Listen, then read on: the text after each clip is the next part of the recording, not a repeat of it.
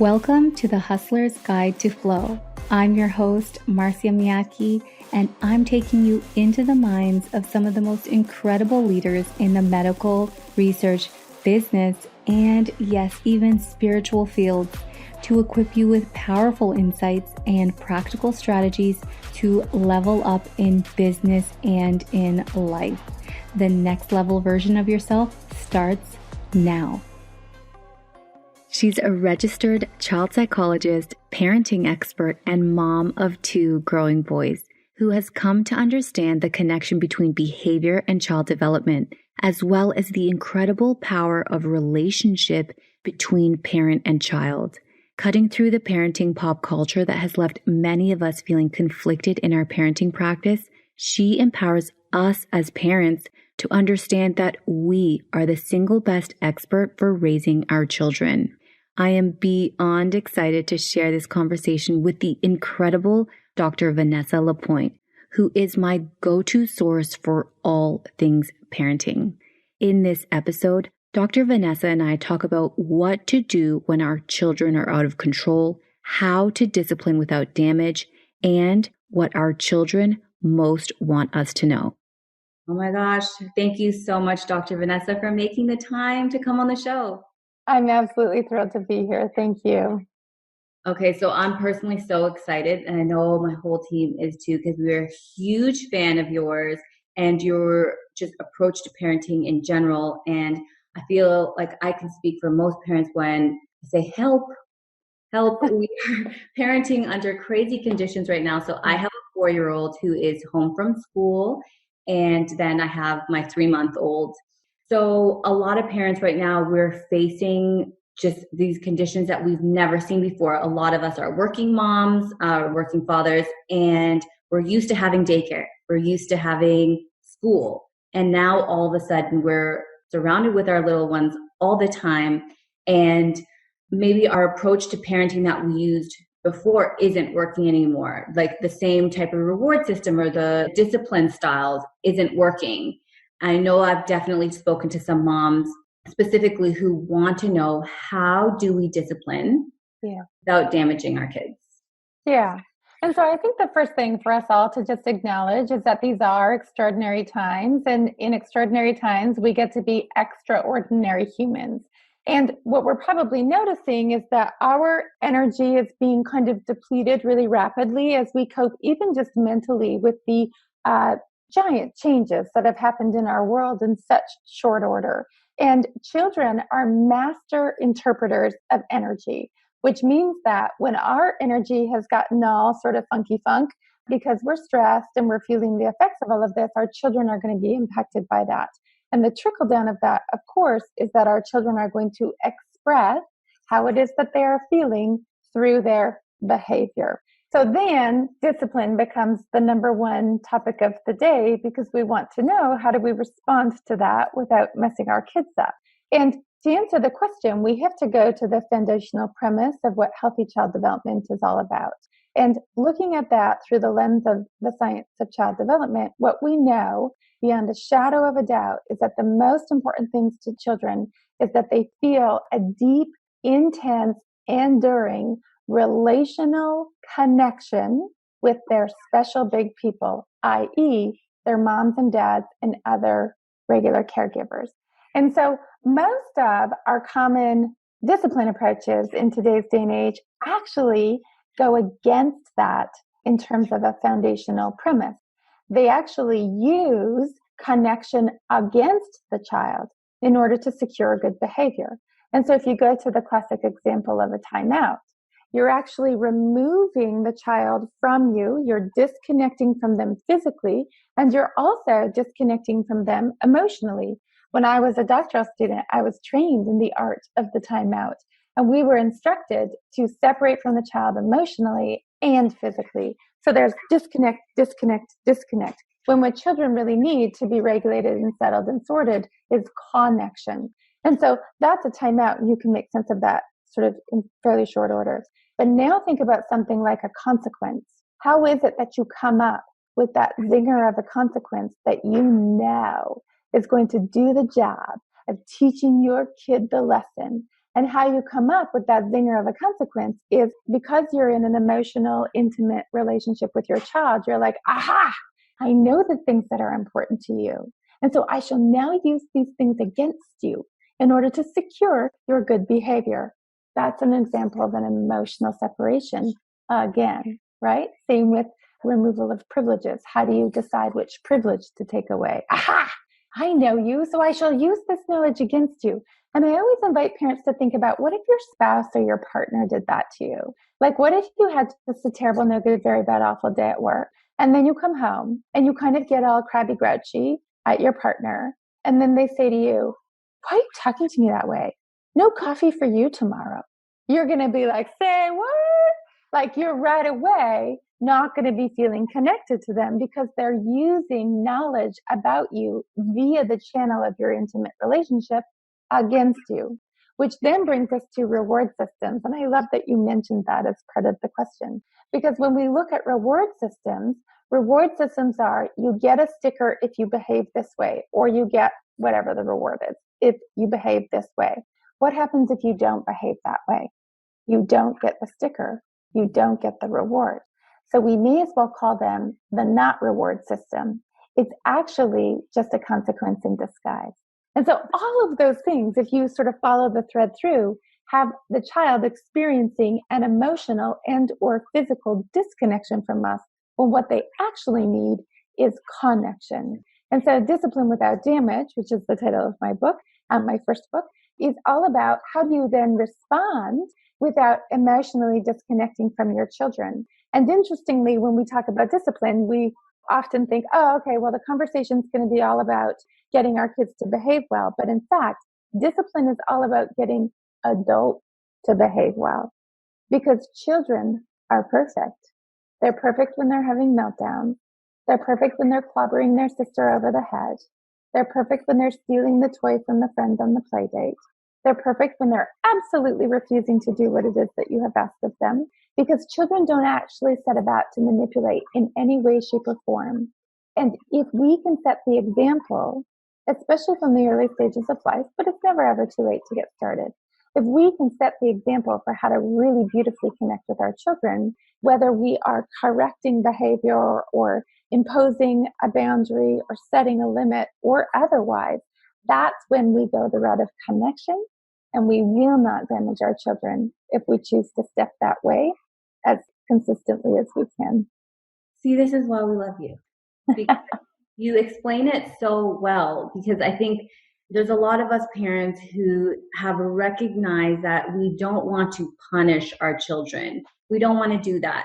So we think that we're having these more positive things like the reward system, but you just so eloquently explained why that is actually a not reward system. Because if you don't do this behavior, you're not going to get your sticker, you're not going to get your biscuit or whatever it is.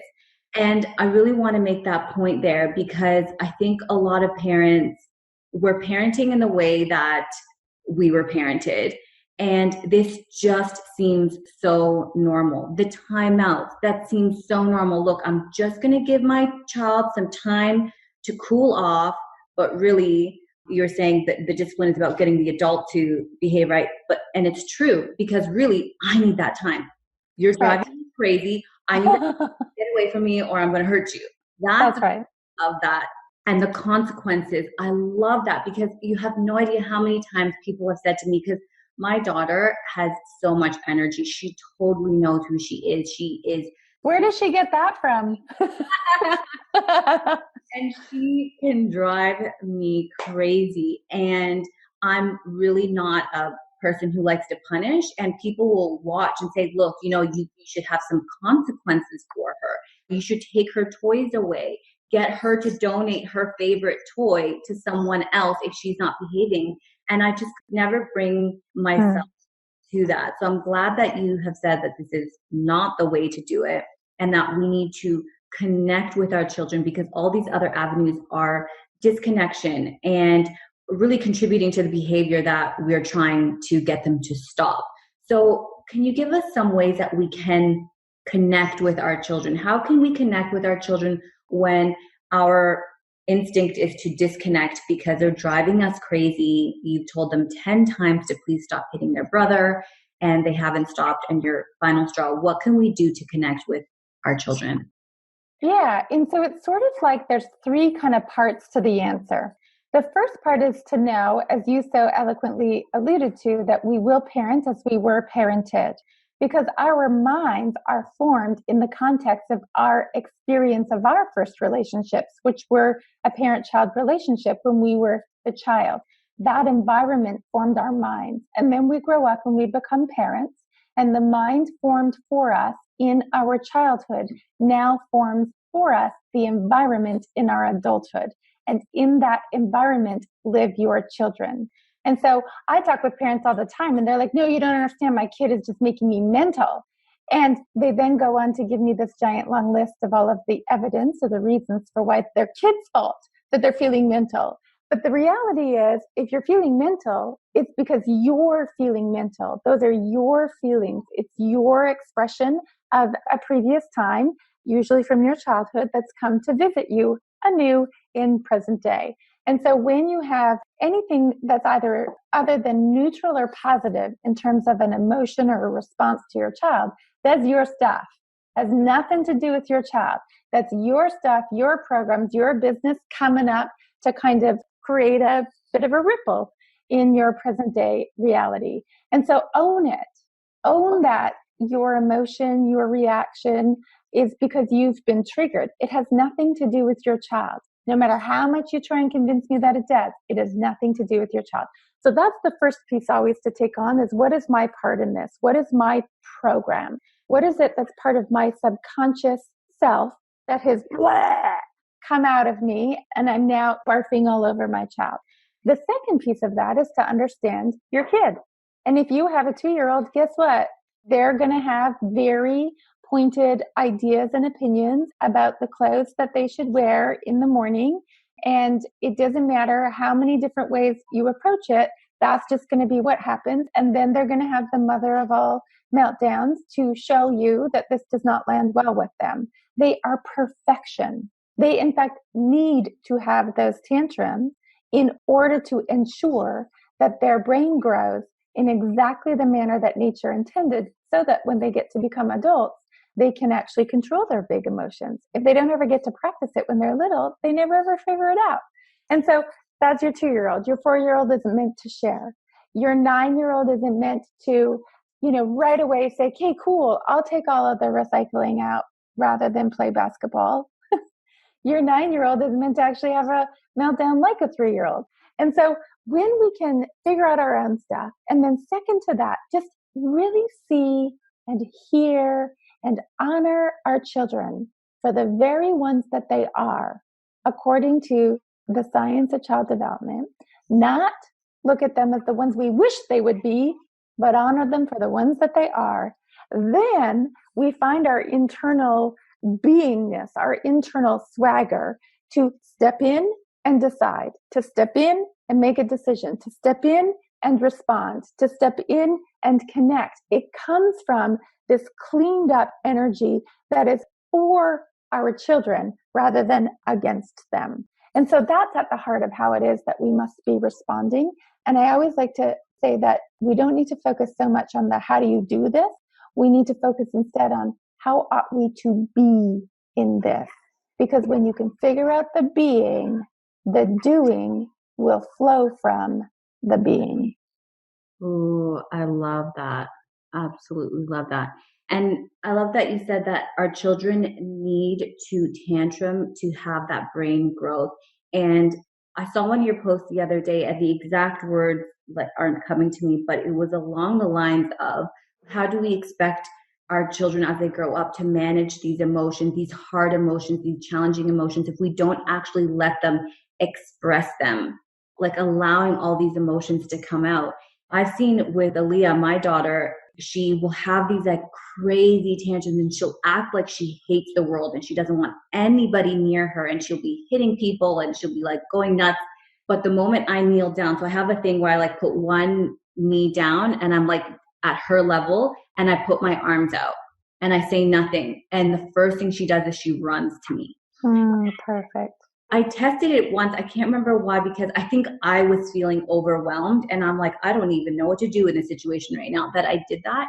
And now it's our thing where if she's getting out of control or how I perceived her to be out of control, then like me yelling, which I do, I will own that 100%. Me yelling never fixes the situation. It never has, even when she was like 2, never fixed the situation. But me coming down to her level, like physically at her level and holding her is like, it's always the answer. And another example was yesterday, we saw my sister and Aaliyah and I, we were butting heads as usual. And I was like, I didn't know how to address it in a loving way. And my sister went to her and was like, what do you need? And they had this conversation. And she came back to me and she said, Aaliyah said, I just wanted somebody to talk to. And I was like, first of all, I felt like a failure as a parent. Like, why did I get there?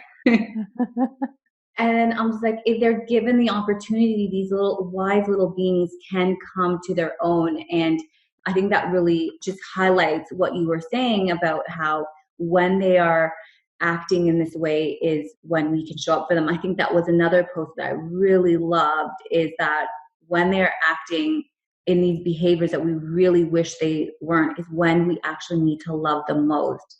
Yeah. So this is not really related to parenting, but I think it's like that whole like personal evolution thing. Like, so how important do you think is it, or do you see a relationship between the parent as an evolved being and how they can show up for their children? Like, what's that level of work that the parent needs to do? Because these tasks that you're saying, like, they're really hard in the moment when... Word to your mother. And so what is that work that the parent needs to do to get to the point where they can show up for their child in the way that their child needs to show up for them for? Yeah. So I'm always saying you have to grow yourself in order to be able to grow your children. Grow you so you can grow them. And what does that involve? It's a layered kind of thing. And I think the first thing is to understand that we are a product of our experiences. You know, I'm almost 45 years old, and I am all the ages that I have ever been, which means that I have a 2-year-old inside of me, and I have a 4-year-old inside of me, and I have a 7-year-old inside of me, and I have a 13-year-old inside of me, and I have a 23-year-old, and she was a good time, and I have a 32-year-old inside of me. So we're all the ages that we have ever been, which means that when my newborn won't sleep, and I'm like, oh my God, like, for the love of bleep, diddy, bleep, bleep, bleep, could you just go to sleep? And you're having this big reaction to that. It's not actually the newborn on the outside of you that's having a reaction to that. It's the little part of you, the little person inside of you who's feeling really fired up. Like, what if I never get to sleep again and it's not going to be okay and my life feels out of control? That has nothing to do with your baby. It has everything to do with the kinds of experiences that would have shaped your mind when you were a child. And so it's really important for us to understand that in becoming parents, we don't do that to be happy. We're sold a myth about that. We think that if we have babies, it's going to be all magical and wonderful. We don't become parents to be happy. We become parents to live our most fulfilled kinds of lives. And so we have to accept that in becoming a parent, we are going to be brought to our knees. We will do for our children what we often won't do for ourselves.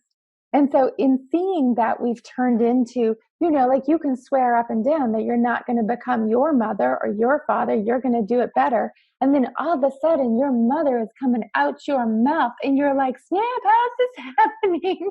And how do I make it stop? And so as soon as we realize that that's what's playing out, a lot of us will just have this overwhelming wave of guilt, and we'll begin to be called to understand why, when we don't want to be yelly, shatty mummies or yelly, shatty daddies, we still end up doing that. I'm a child psychologist, and I have 13 years of university education in order to practice in my chosen profession. And I yelled at my children. And I was like, what the heck, Dr. Vanessa? Like, you wrote the books. How is it that you're yelling at your kids? And so I had to figure out that what I know up here doesn't necessarily translate into how I be down in my heart. And one of my friends so wisely said that the longest path we will ever travel is the path from the head to the heart.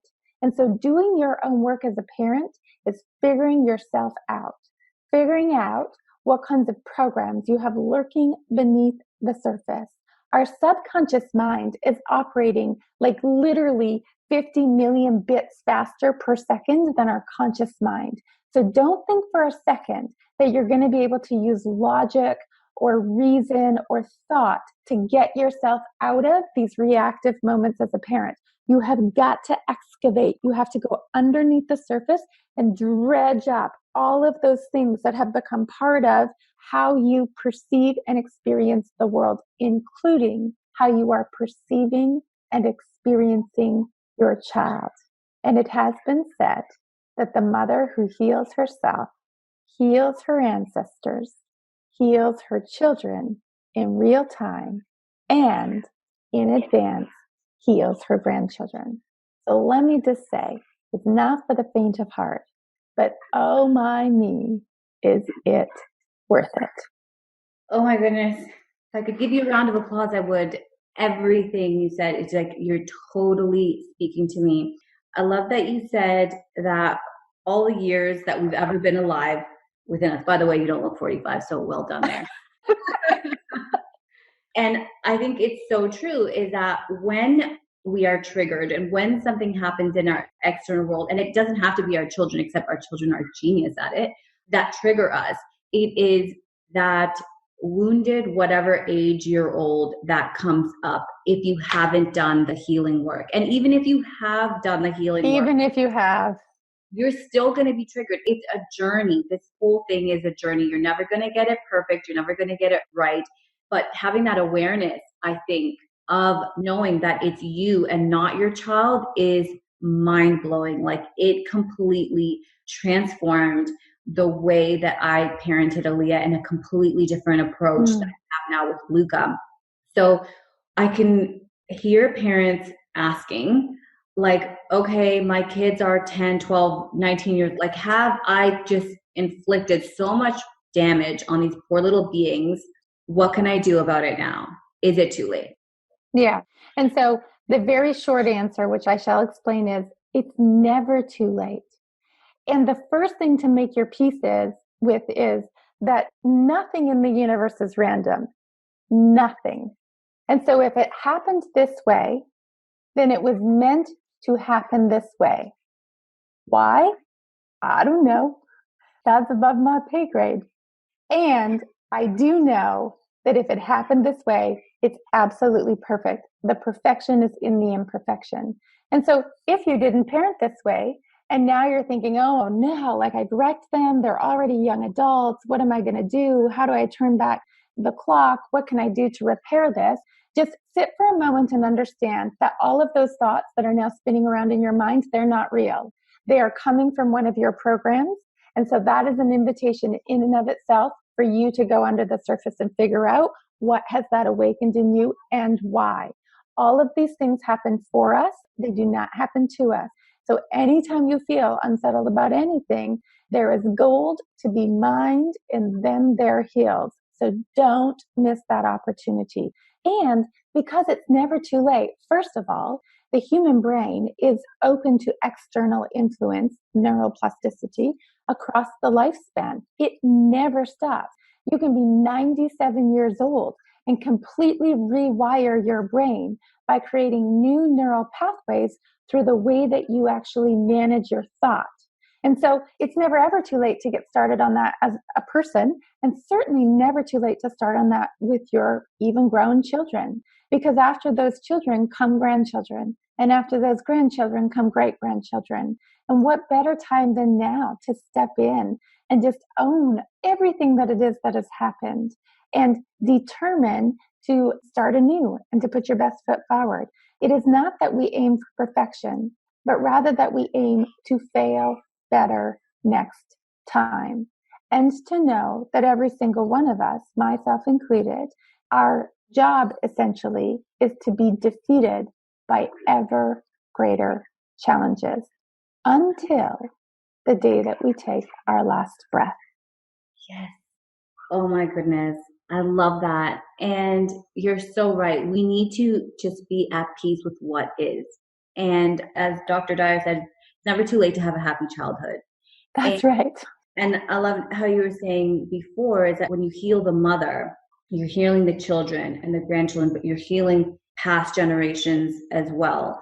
And for the parents that have older children, it's not too late to make that connection with them and heal that relationship.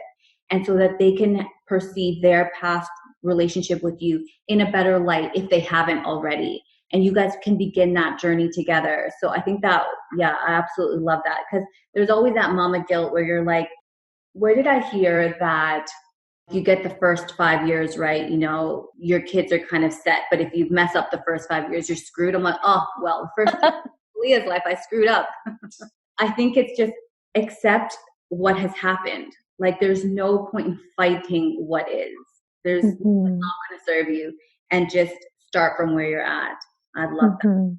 So can we pivot a little bit? Because I think I want to talk about boys in particular. I don't see a lot of conversation around boys. And you had a video that I absolutely loved on sensitive boys. Why have we in the past parented these poor little souls just in the wrong way? How has this impacted them in the way that men are showing up today? And how can we be doing this different? Yeah. So there's a lot of really profound evidence to show us that our boys are actually biologically born more sensitive than our girls. And yet, throughout the generations, we have evolved this way of socializing our boys that is absolutely contrary to that fact, the idea that they are biologically more sensitive than our girls. Suck it up, buttercup, take it on the chin, I'll give you something to cry about, don't be a girl. They hear these messages directly or indirectly from their very first days of life. And so what they learn is to take all of their emotion. They learn that that is not acceptable. It is not okay to feel. It is not okay to be vulnerable. It's not okay to have a soft heart. And so they learn to take all of those emotions and stuff it. And if you can imagine what it would be like to take a beach ball and begin to push a beach ball underwater. And so you've got to stuff a little more. You push a little more emotion down. You shut a little more of yourself down. And you're constantly throughout your developmental span pushing. What happens to a beach ball when you push it underwater? Eventually, it is going to erupt through the surface. And then we wonder why our little boys, our sweet, sensitive, brilliant, perfect little boys, grow up to be men who have anger problems, grow up to be men who hurt their partners and or their children. That is happening because we create that. We actually invite that in the way that we socialize our boys. And I'm a mother to two boys. My boys are now 13 and 16 years of age. I can't even believe I'm saying that. That's like two teenagers. My youngest son just turned 13, so that's the first time I've said that out loud. And I'm very aware right now of the world that my perfect, beautiful boys are stepping into. This is not a boy-friendly world. The classrooms that they've been educated in were not boy-friendly classrooms. The world that they're stepping out into as adolescents and eventually as young men and eventually as men, that is not a world that is, really open and loving and receiving of men. It is a world that has become increasingly hostile towards men, with the thought that if we act that way towards men, then they will behave better. But in fact, what we are doing is taking that beach ball and pushing it ever further down under the surface. And so there's never going to be peace from that. What we need instead is, as a society, to awaken to who it is that our boys are, and to honor, cherish, and respect them for exactly that from the beginning of life. And if not from the beginning of life, then it's never too late to step in and begin to honor, cherish, and accept our boys for who they are.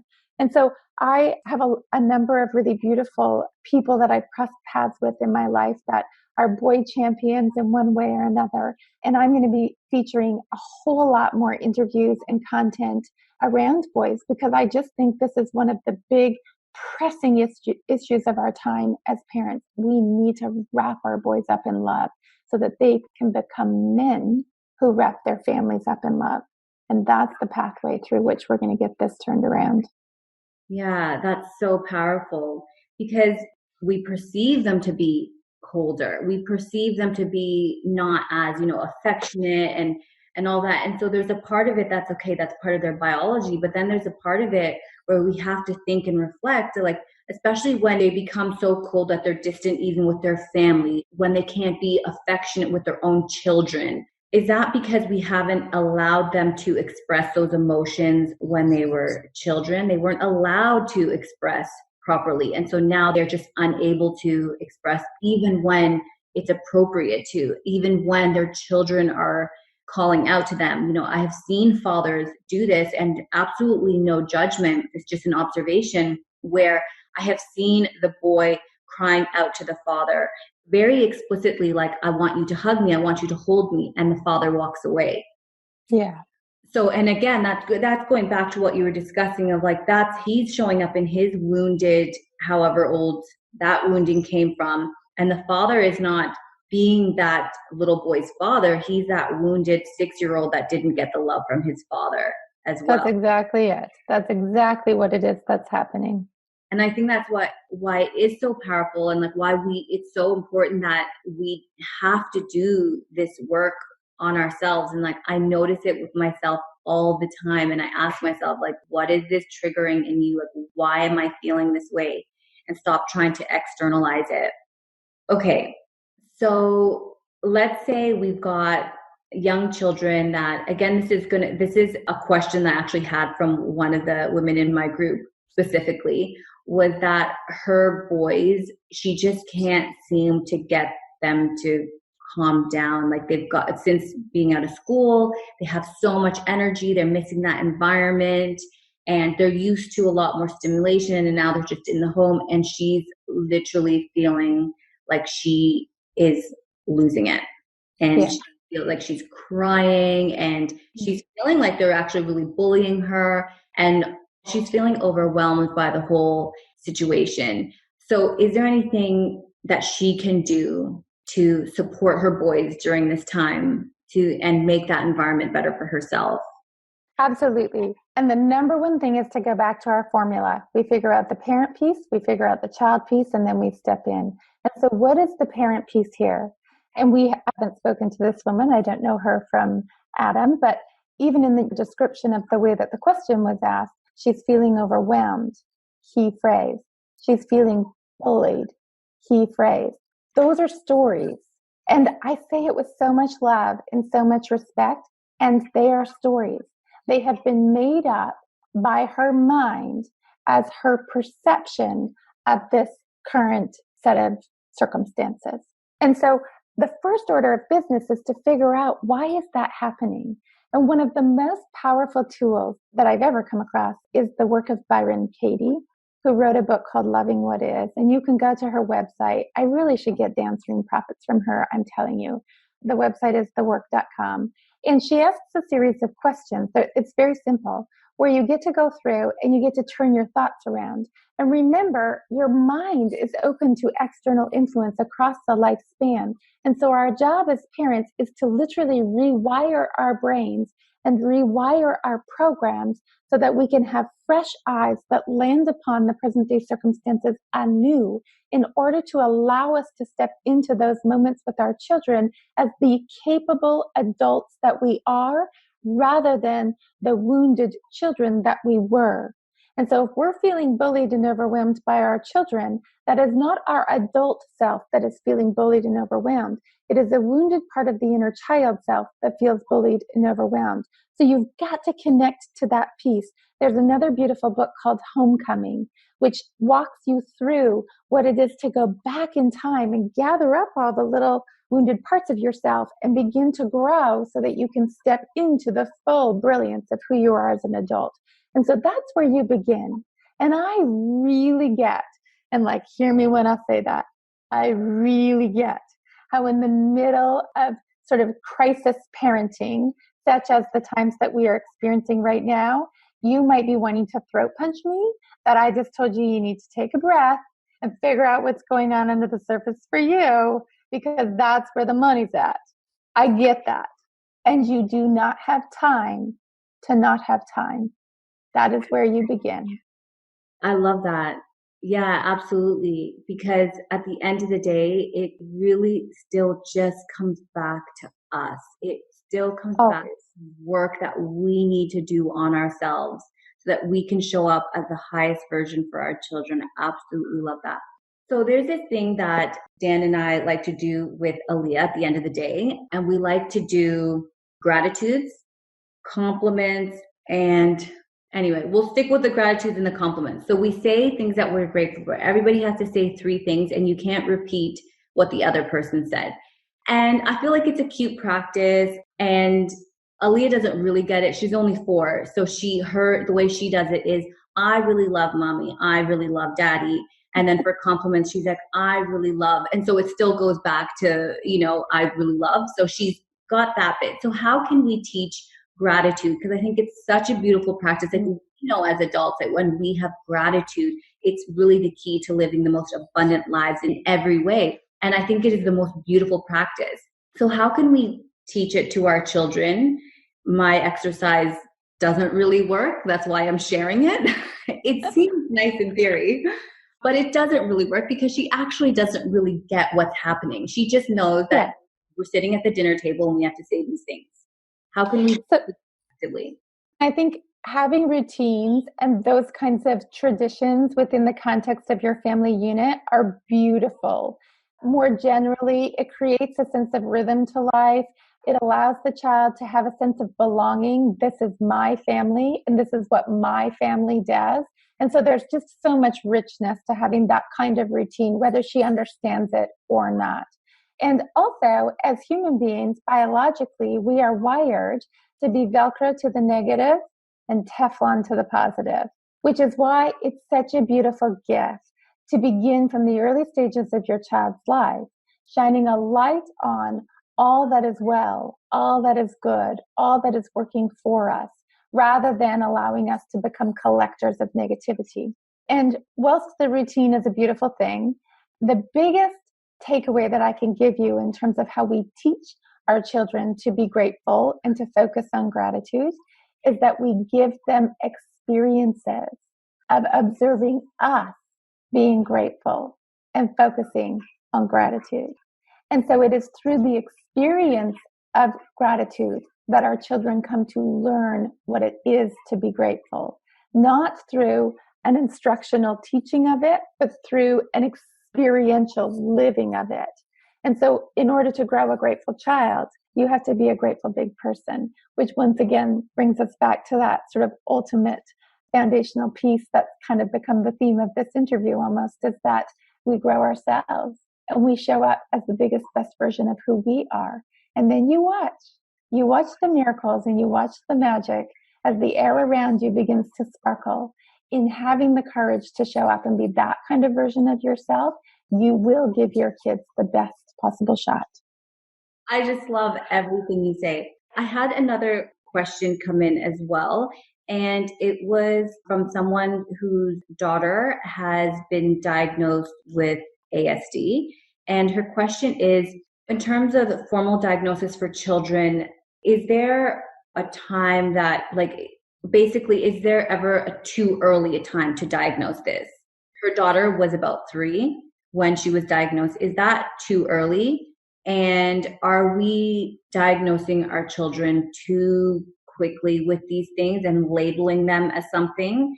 And is that going to have detrimental impact on the child? What's your take on that? Yeah. And so, first of all, let's talk about what the diagnostic systems are. The diagnostic systems really involve it's this way of understanding human symptoms and working to classify them. And so if you have 3 of the following 5 symptoms and 2 of the following 6 symptoms and 4 of the following 7 symptoms for this prolonged period of time, then you're in the club. And so you can see how, as much as we think, lock it in, we got a diagnosis, you can see how, as much as there's science, I suppose, to back those diagnostic systems, and I use those systems all the time as a psychologist, there's also a lot of interpretation and a lot of art involved in offering forward a diagnosis for a human of any age, never mind a child who's still in the very formative stages of life, for whom we don't really know what the future is going to look like and how that's going to evolve and change over time. And so that would be my cautionary tale around early diagnosis.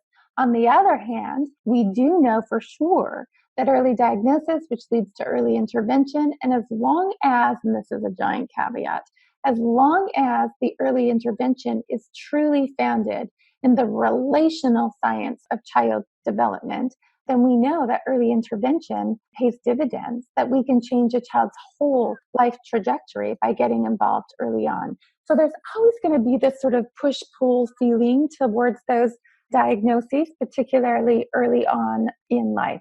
Whether or not that diagnosis becomes a problem, because then we've categorized this child and then we think of them as the autistic child rather than the child who happens to have autism, I think that that's a very real concern.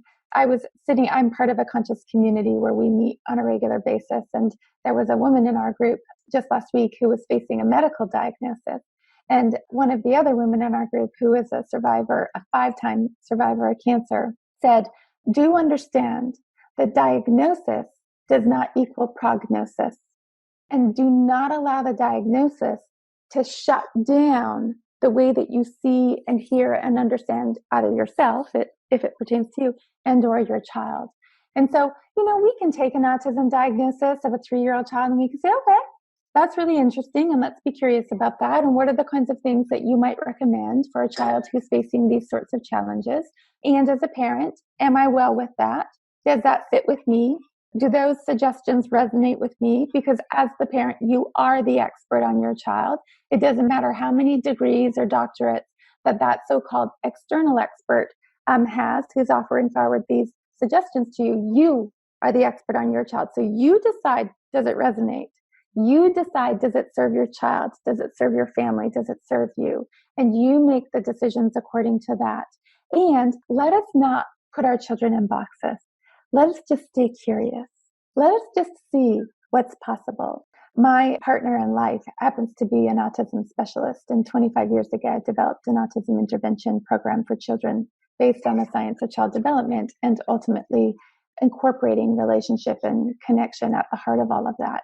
And he'll tell you story after story after story of children who looked very autistic at 2, 3, 4, and 5 years of age, who grow up to be young adults and eventually adults that don't look autistic at all.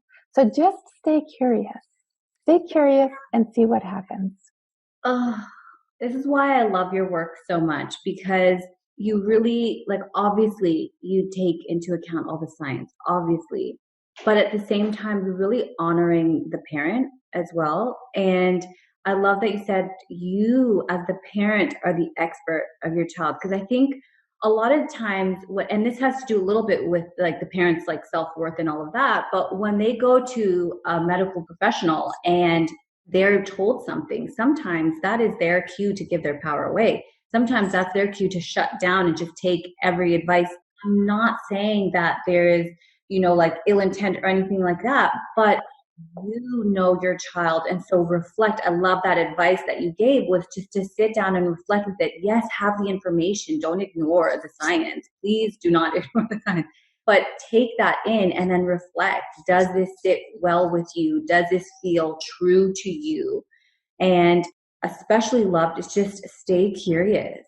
Let's not box our children. And I think this is what we have done in the past. I'm really grateful that I feel like we're moving away from this, where we diagnose our child with something and all of a sudden they become that, rather than seeing that child for who they are beneath that diagnosis. And so, yeah, I love that. And I thought it was really helpful. So I hope she gets a lot from that response.